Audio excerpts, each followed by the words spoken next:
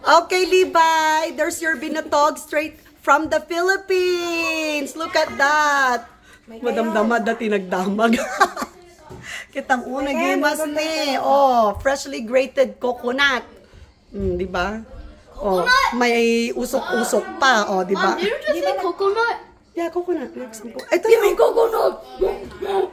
Ibang sinasabi mong coconut. Give me coconut juice.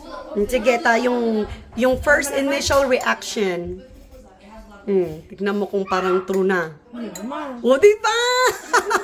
Agpaiso, diba? Agpaiso. Oh, my goodness. Ay, naso, ti arami, manglukatak ti kastoy, may sangalata, inutak atan. Kasala pinaka... i-microwave latan. Wala, i-microwave mo lang. So, kasala iso ti pinaka-treat ko matan, kasala pinaka-meriendak.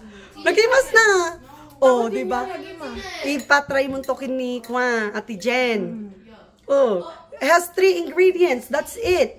Ayan oh, just some corn, white corn, some coconut, freshly grated coconut, tsaka wala na, ubusan kami ng evaporated milk, so condensed milk na lang. Pero the good thing is, yung condensed milk, hindi ka na maglalagay ng asukal. Parang yun na yun eh. Okay mo tamis na. Diba? Isang kutsarang ano lang. O, diba? Finally!